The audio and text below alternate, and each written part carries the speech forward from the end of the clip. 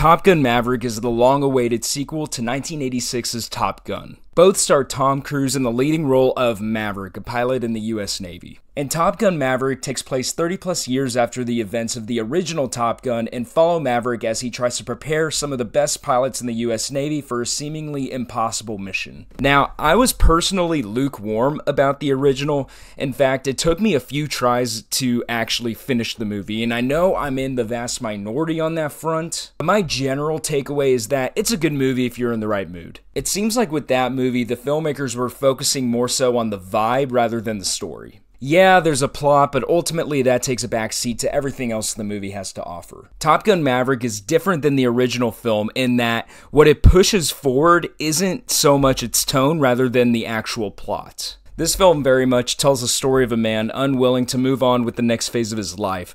Maverick has to learn to come to grips with things from the past while also acting as the, in air quotes, adult in the room full of these hotshot fighter pilots. Its actual plot is laid out for the audience in a way where you as an audience member know the stakes and details of their mission down to every possible detail. The performances are also impressive, particularly those of Miles Teller, Glenn Powell, and of course Tom Cruise. The action in the film is also amazing, with fighter jet maneuvers that had my jaw on the floor. The fighter jet sequences in this film legitimately make me want to go out there and get my pilot's license. We even get some scenes with Tom Cruise running, which is always great for the memes. But don't get me wrong, this film isn't afraid to lean into some schmaltz and cheese whenever it wants to. It definitely has those lines where it's like, "It can't be Maverick. Oh, you gotta be kidding me." Yeah, so those lines are definitely in the movie, but ultimately I think that they're earned because the movie recognizes that it comes from the background of a film that was full of that stuff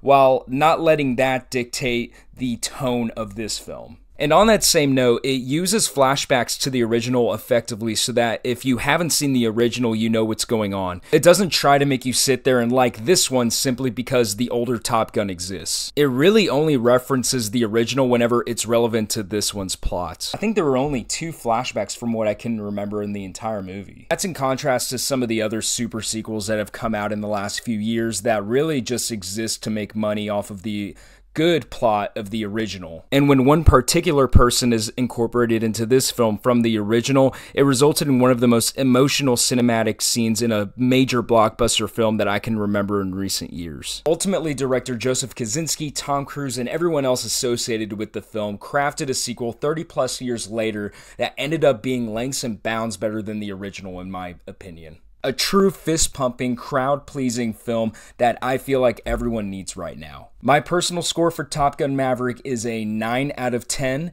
I don't normally do new movie reviews, but I felt inspired walking out of this to create a video about it. If you haven't seen Top Gun Maverick, I highly recommend you go see it. I think there's something in here for everybody, regardless if you've seen the original or not. Thank you so much for watching, and I'll see you next time.